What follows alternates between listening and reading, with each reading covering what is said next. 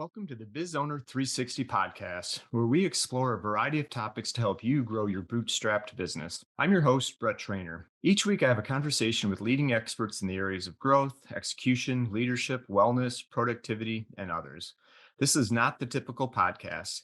We have conversations that dig deep into each of the topics that we cover. The goal is to provide cutting edge but proven tactics and strategies to help you grow your business. The Biz Owner 360 podcast is now recognized as a top 5% international podcast and still growing. My guest today is Joe Manganelli, CEO and founder of Caculate, a company that offers a multitude of financial services for small but growing companies. Joe and I discuss the biggest mistakes that entrepreneurs and business owners make, plus he also shares some recommended best practices. If finances and structure are an afterthought for your current business, you should pay attention to this episode. As we also talk about how to leverage a virtual or fractional CFO or an analyst to help your business. Plus, as a bonus, Joe shares his story as how he built a seven-figure business and is still growing rapidly. Sit back and enjoy. And now, on to the interview.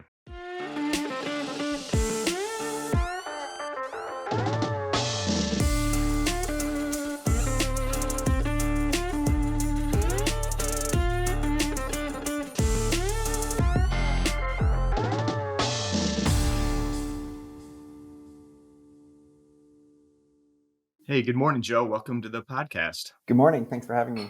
I don't know. It's my pleasure. And like I said, we were talking a little bit offline. I love these dual episodes where we talk about, one of those 0 to 10 businesses that's growing quick, which is calculating your business, and also the services that you provided, which I think are really interesting and probably underappreciated within the entrepreneur and owner community. Yeah, for sure. I think it's super exciting to be on the podcast, and then also I think we've got a bit of a different perspective than most. We're right in that wheelhouse in terms of the business owners that you're focused on talking with, but the core of our client base is also there too. So whether it be best practices or it be kind of those behaviors that we're seeing for the ones that are successful and the ones that are maybe a little less successful, I think is some interesting anecdotes there. Awesome. And I can't wait to get into it. But to get started, why don't you share with the audience a little bit about your background and what you're working on today, and then we'll dive in. Yeah, so I'm Joe. I'm the founder of a company called Caculate.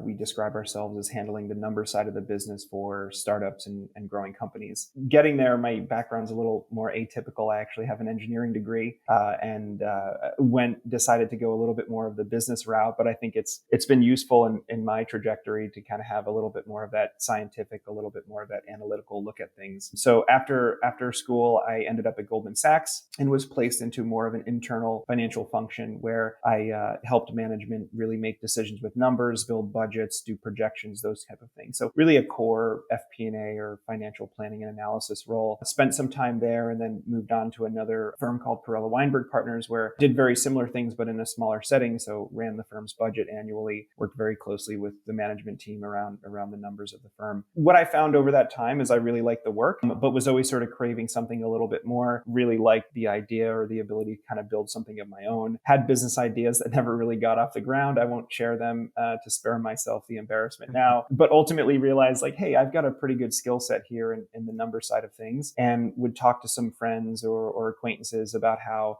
they were struggling or they wanted to bring me on as their CFO, but they maybe didn't have the cash flow or workflow to warrant a full-time hire. So I stepped back and I said, why don't I do it for them one day a week and find 4 other people, and I kind of have myself a business. And that was the kernel of Caculate, and launched it about 5 years ago with that sort of in mind of being able to come in and act as the finance team, the accounting team for kind of growing companies that didn't have the scale to warrant a full-time team. That's awesome. And I love this story. Now, were you working with smaller businesses in the corporate side when you're doing this, or were you across the board? No, they were really, very large businesses. Most of my roles were internal. I actually, really the first client work I ever did was at Caculate. So the sort of booked my first client kind of just as I was leaving my corporate role.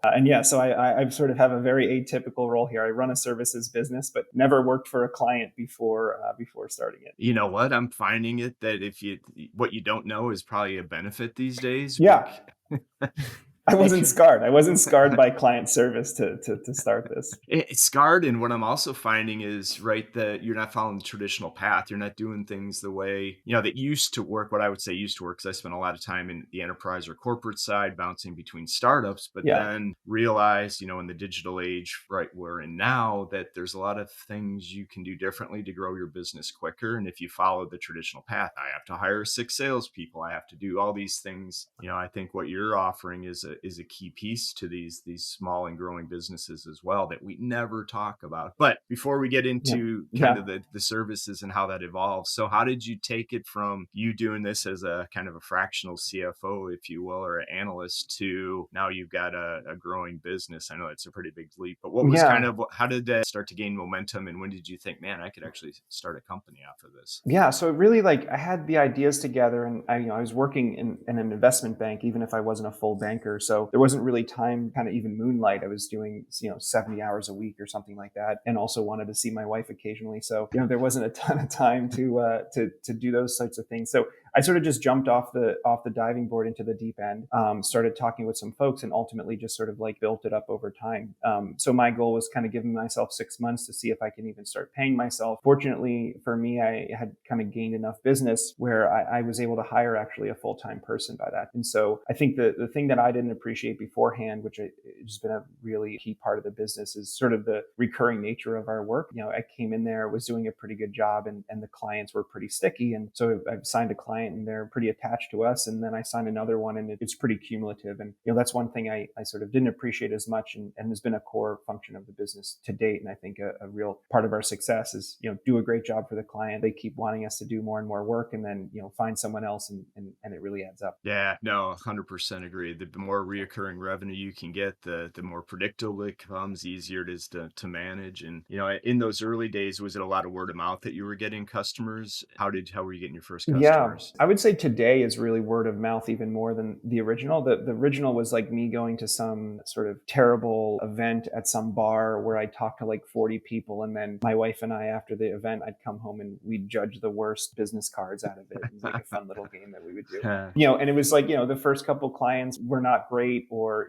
really good learning experiences there. And then kind of stumbled upon one. And I remember an early client, gentleman by the name of Will. Like he was one of these like really talented founders, and so kind of got attached to him and a couple others, and they grew very quickly, and we kind of were able to grow alongside them. That's awesome. And then, so thinking about from a services aspect, was it, hey, I'll just come in and help you do whatever you need? And how did that offering kind of evolve over time once you got your feet under you? Yeah, so I had this more FP&A background, so financial planning, analysis, helping kind of managers make decisions. And as talking with folks early on, they sort of had this, well, why would I have you and have my CPA? For taxes, you have this compliance, you're required by law. Everyone needs to have a CPA for their business, right? And so I realized early on there was an opportunity for us to do kind of the financial strategy work, but also do the accounting and compliance work. And so within 6 month period, that first hire was her name's Jillian. She's a partner in the business today. She came on, was able to drive that accounting work and CPA work. So then, kind of came at it, which I sort of described very in the beginning, as Caculate owns the number side of the business for these companies. So whether it's the day-to-day accounting, paying your bills and payroll, it's the controllership and financial statements, it's taxes and compliance, or more financial strategy and raising funds, or even selling businesses, we're sort of able to handle that in end to end in one core source. Gotcha. Was it easy to convince your potential clients that they had a problem, or did they all kind of know they had a problem or an opportunity that you could solve, right? Because I mean, that might be a good transition into the services you offer. And if you're a business owner thinking about your business, what should we be thinking about now? Yeah, I mean, I told you I never worked for a client. I never sold anything beforehand either, before starting Calculate. So I kind of, I'd go into the meeting and I was like, what is my goal here?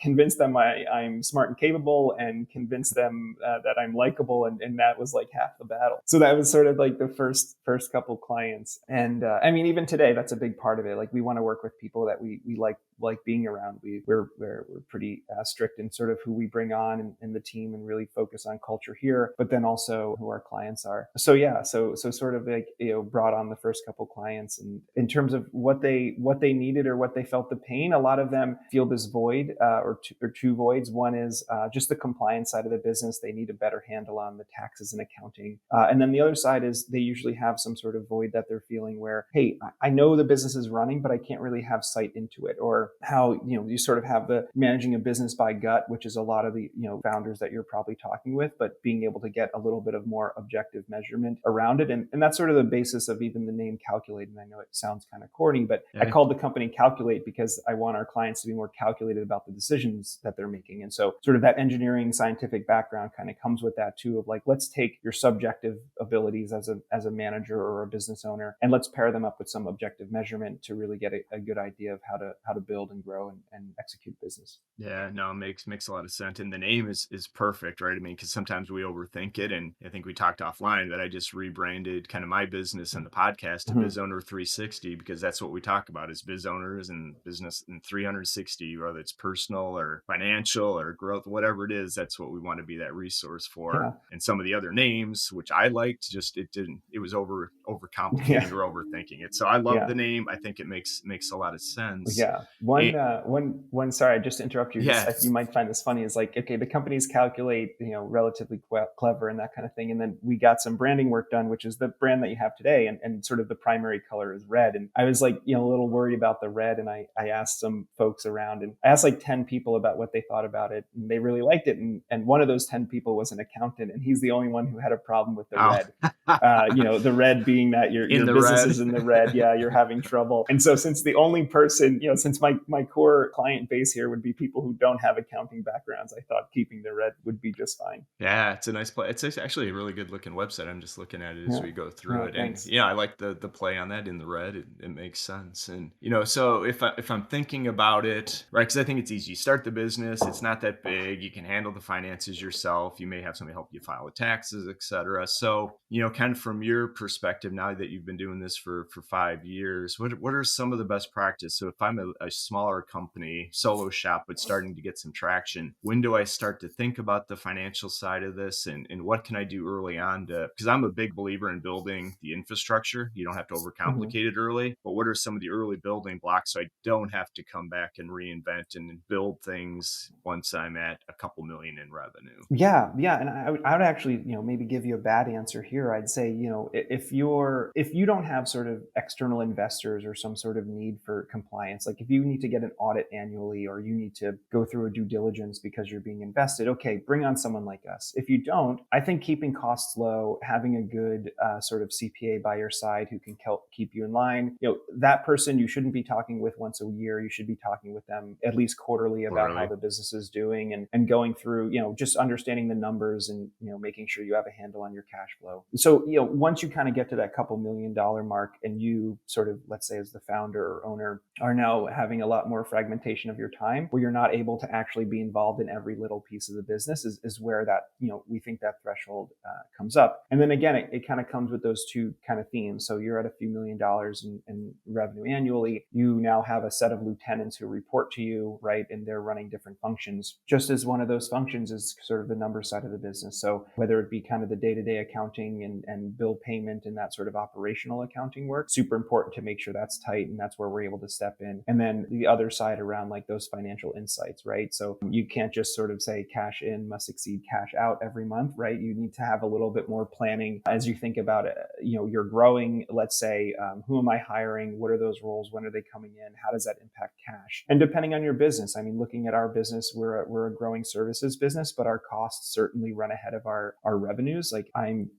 someone starts Jan 1, they do work for the month of January. I'm not billing that until Jan 31, and then maybe at best getting paid February 15th or the end of February. So I've had 4 payroll cycles potentially before I've gotten paid for that work. Those are sort of things that get more compounded as a business gets larger and more complex. And so stepping into that to provide those insights is a big step too. It makes perfect sense, and it's one even I advocate using external resources to help grow because I think with the expertise that's out there, it's much more accessible than it used to be, especially for small businesses, right? There's a great book that I promote all the time called Who Not How. I don't know if you've heard Mhm. of that, but it's really about bringing subject matter experts like yourself or your company, and they take care of it, and then you take care of the how, right? So I think Yep. we spend so much time should be worrying a little bit about process and operating procedures, but I think on the financial side is definitely a not a weakness. I like this side of it, but I also understand that I had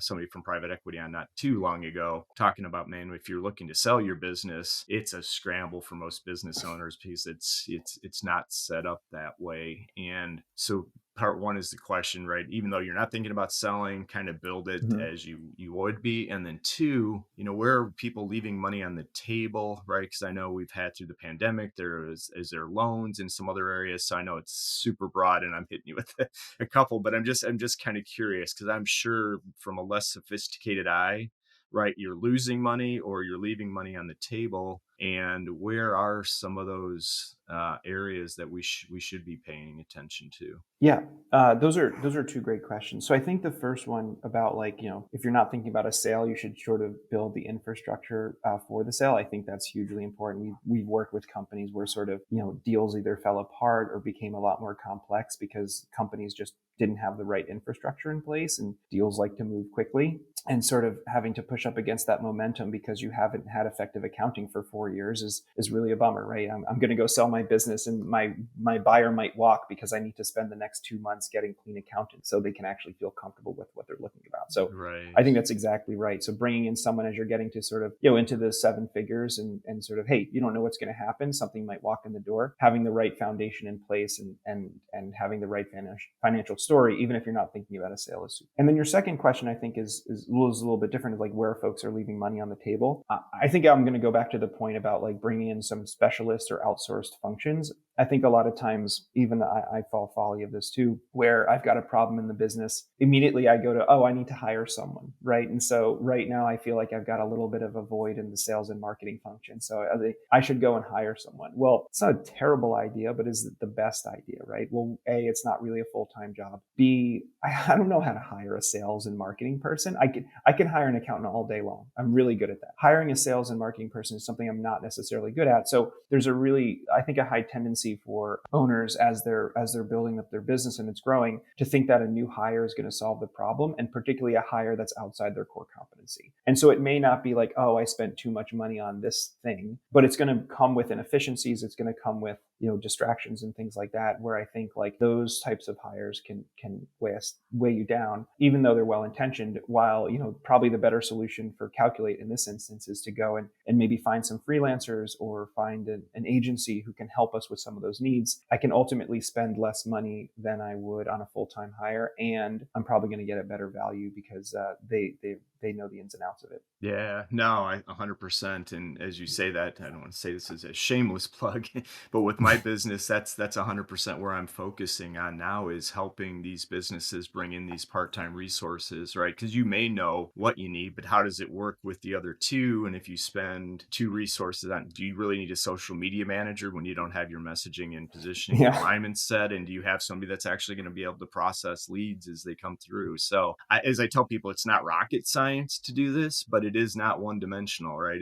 There's multiple areas that you need to think about. So yes, the resources are definitely out there, but it's how do you plug them together? And if you got a good business, you can overcome some of those Mhm. mistakes. Maybe not a hiring one, because that could be an 18-month mistake, but with Yeah. now expertise, right, in certain areas, easier to find. It's, as I say, lower risk and a lower cost to get that growth engine going. So no, I'm with you 100%. And again, if we play to our strengths, or we don't do it sometimes, right? So Yeah. I think that's where finance falls into this process, is right. It's uncomfortable, or maybe we don't like it. And I when you said, hey, cash in and cash out isn't enough, I'm like, oh, it's all right. I mean, it's a good starting point. Don't get me wrong there. And I Especially if think, it's a positive delta.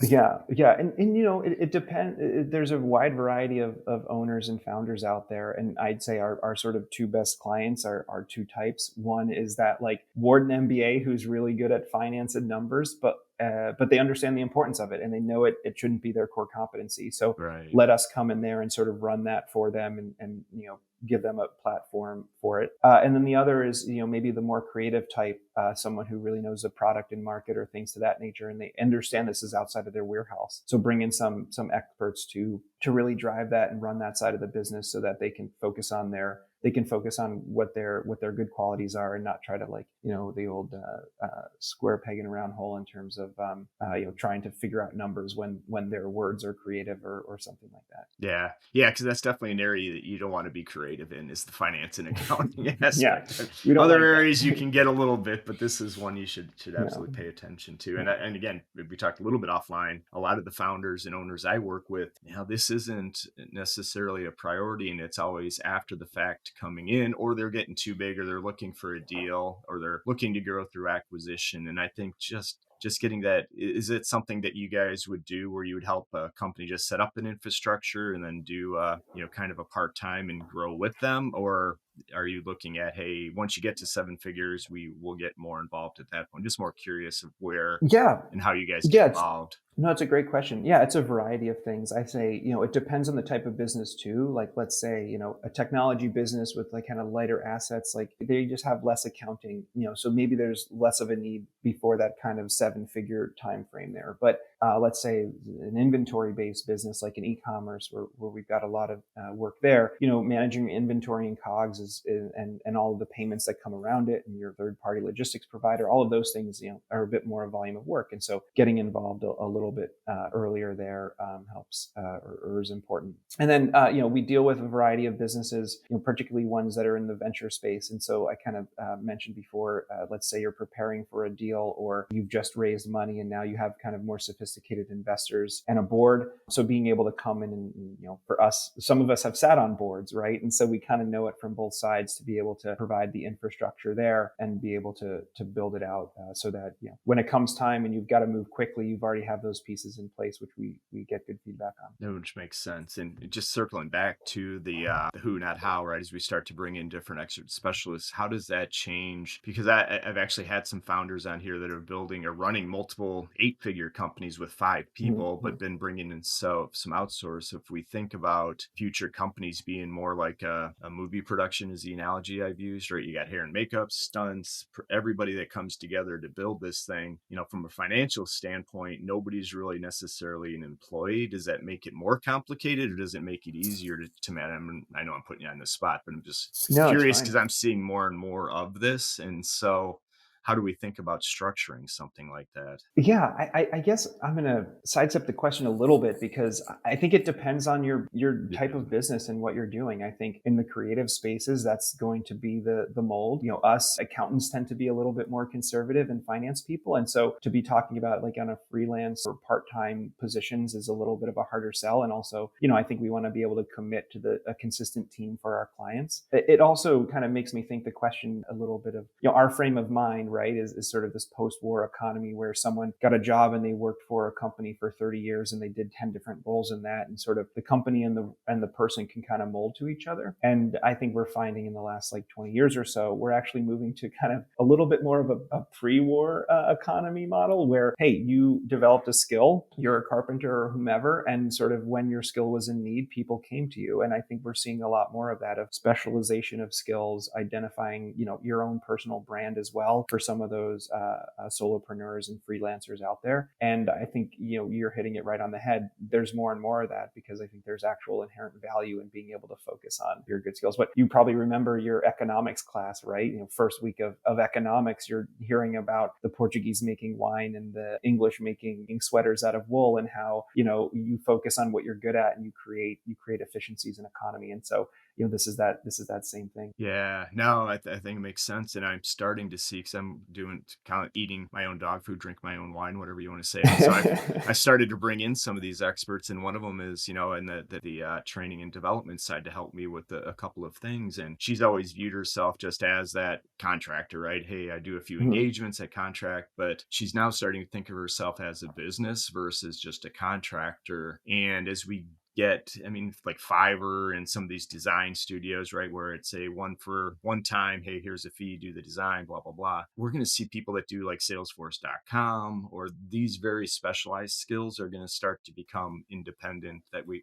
got to bring together. And so as we're talking, I'm thinking about that, and maybe this would be help me, help the audience think about how to de-risk some of this, right? As you start to take payments with Venmo, and there's just a whole different world of payments. And what used to be the employee was easy, right? It's here's your W-2, the taxes go through, you do this. But now not only do you have contractors, which you could fill out a form, but now you've got people that use Venmo. And I'm sure that makes you cringe when you hear some of those processes. Now, granted, it's probably a smaller Yeah. payment, but I've seen Venmo for, $1,000 or, $500 a month, especially reoccurring. Is there some best practices or ways to start to think about that? I know it's so broad, but it's something I've Yeah. been thinking about. Yeah, no, I think those are really good questions. I think the broader theme here is let's say a more fragmented workforce that creates efficiencies because you're sticking at what you're good at. There's also a lot of the the states in particular are not too happy about this. You're hearing news out of, let's say, California and New York where there's more stringent laws, and so even if someone says they're a freelancer or something like that, it's on you as the business owner to make sure they are. And so I'm sort of answering your question in a different way here, Yeah. the sort of liability that comes up with it. And I hate to kind of be the guy who's like, we want to talk about fun business things, and this is a little less fun thing. But ultimately, you want to make sure if you're hiring that person that they don't look like an employee from that perspective. And if they are looking like an employee, they need to be paid like one. And that's the expectation of the states and the labor laws. So, if you've got someone who only works for you and they've got no other clients and you're paying them as an individual, like that looks like an employee in the eyes of the states, and that person should be an employee who works for you, as opposed to someone who has their own company, has multiple clients, and providing a specific skill that's outside the company's core competency. Like that looks like a freelancer or kind of a specialized service in that sense. So that's maybe a little warning for the business owners who don't take care of that as much. Definitely look out, because once a state maybe become wise to that, there could become hefty work and penalties and fines that go along with it.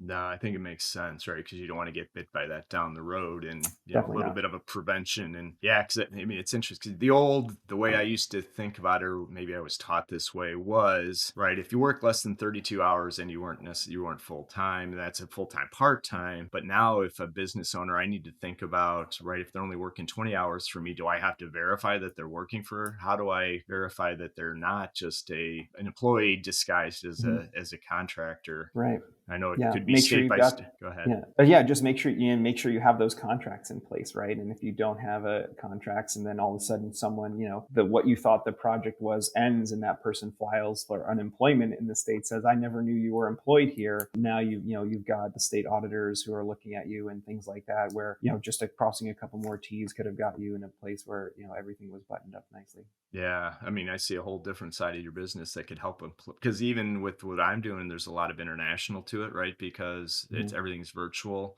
the work's done, so there's a global aspect of it, which you never would have thought, 10 years ago. A Mhm. small multinational company, right? But you're going across borders, so I think the lesson, if I'm hearing correctly, is take the time, understand it, reach out to somebody like you if you have questions about this, and make sure you set up right. Because again, it's one thing when you're small and growing, but you start to cross that 500,000 heading towards seven figures. Now would be a really good time to put these checks and balances in place with Yeah. the new world order, right? Yeah, and it's like, hey, not the most interesting or or sort of exciting part of our job, but it's important. And when you're getting into that range that you're talking about, now you have a little bit of money, you're a little bit more appetizing from a lawsuit perspective, and you definitely want to keep that, obviously the financial aspects of it, but just the distractions of having to deal with something like that. So not that we want to be talking about that or highlighting that on a podcast here, but it's the sort of stuff that can come up, and just a little bit more discipline on the side as you grow that we're kind of applying with the clients in terms of compliance can go a long way to avoiding headaches and allowing you to focus on building a business. Yeah, and I know it's not always, sexy and it can be boring, but you know what? I've Yeah. kind of I embrace the boring and, Good. the other thing that I've kind of, discovered over the last couple of years doing this, because I was heading kind of down the venture path, right? I like those companies, how do you start? But after getting deeper into it, I've grown in my appreciation for the bootstrap and cash flow, right? Those are the two things. That venture is great, but it's almost purely speculative, and right, it's a numbers game. And I'll still make a few bets on the venture side, but I'd much rather be on boring B2B growth service businesses that have good cash flow. They just might need some help growing. So I'm Yeah. a big fan of, I'm not risk averse, what's the word I'm looking for, Rick, make sure you take unnecessary risks out of the business, right? This isn't like Yeah. we're being overly cautious, having talk to Joe because he can help you set your business up and make sure you're thinking about it. I just think that this is really underappreciated. And as you start to grow and do things differently, ask, right? It doesn't hurt Yeah. to ask. Yeah, for sure. And I'm with you there on sort of the focus on cash flow based businesses that are sort of building. My motto at the company here is brick by brick, right? Like those small incremental improvements and positive impacts. Really, you build a house over time. And so I think also with that, it forces you to be more thoughtful about every decision and every dollar, and also forces you to make things work on yourself. And any investing that maybe I'm doing, or just like when I talk to other investors, right, when it comes time to that, one thing I always look for is like, did the founder or owners do a lot of the selling in the beginning, right? And sort of A, to develop that skill set, super important, but B, to really understand the market and product. And so I think a lot of times to get a lot of money or to get investment, great, that's great for that business, but at the same time, like the sort of lessons that are learned aren't learned as sort of effectively, and Right. they become a lot more costly, right? Like, because you have this pressure to move quickly. What does that turn into? It turns into inefficiency, mostly in terms of dollars and time. Yeah, no, I'm 100% with you, and it's interesting because a lot of the founders, I don't know if we shared online or offline, but one of the stats that definitely the listeners have heard, 99 out of 100 companies don't make it to 10 million. 1 out of 10 make it to a million. So there's a pretty good delta in between. And unfortunately, the folks that have figured out, the founders that did the early selling, they found the market. They weren't able to get beyond that, right? Because you can't, if it's just you can't scale, right? There's just no Mm-hmm. way. And so how do you bring in those extra resources? So yeah, I agree. If you don't understand your customers in the market and you're not passionate about what you're building, I used to be a big believer in execution trumps everything, right? If you've got a good model and you can execute, but the today's buyers are just much more discerning, I guess. They want to believe in the company they're buying from. They want a good experience. And so you got to have the full package now versus maybe even 10 years ago with what you could get away with. Yeah, for sure. And I think also, particularly with a services based business where, you have to you have to get along, right? Like if we're acting as your CFO, this has got to be someone you really trust and align with. And so being able to portray yourself in a true fashion and sort of what you're able to bring to the table, not just from a skill set perspective, but from a personality perspective, is super important. And there are clients that we turn down because we know they're not sort of a personality fit. And so, hey, we can do the work for you, but we know it's not going to really be a great partnership because we just have different views on the world. And so, to your point, that it is difficult. You really have to focus on those qualities as well as just providing the work itself. Yeah, no, and I think that's the beauty of it. I've kind of adopted. It took me a long time, but kind of the no asshole policy. You said different Yeah, view, world point, but at the end of the day, it's your life's short, your business is tough, and you got to like the clients and the people you work with. So I'm 100% on board. Like I said, it took me a while to get there, but now I'm 100% behind yeah, that. yeah.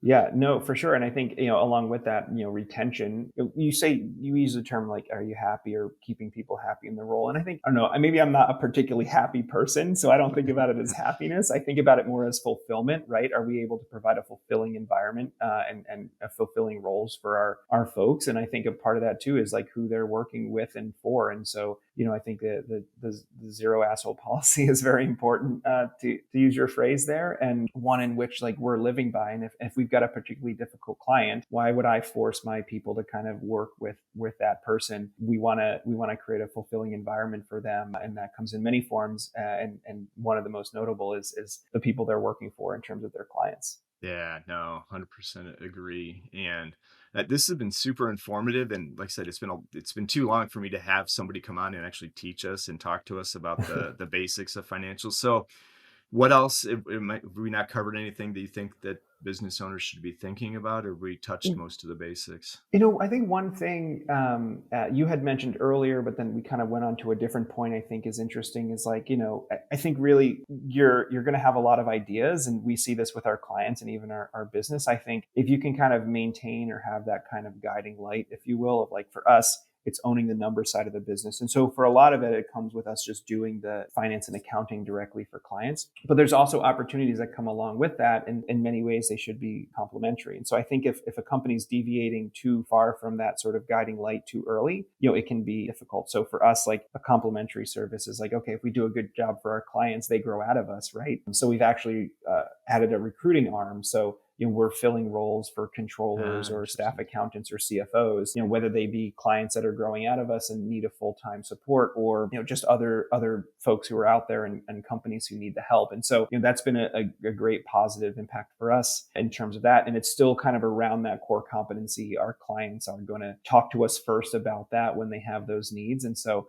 naturally, with us knowing the market and knowing the role, who kind of better fit to do that. And I think that's one thing where companies, as they get to kind of seven figures, they sort of have the cash flow and the flexibility to sort of do other projects.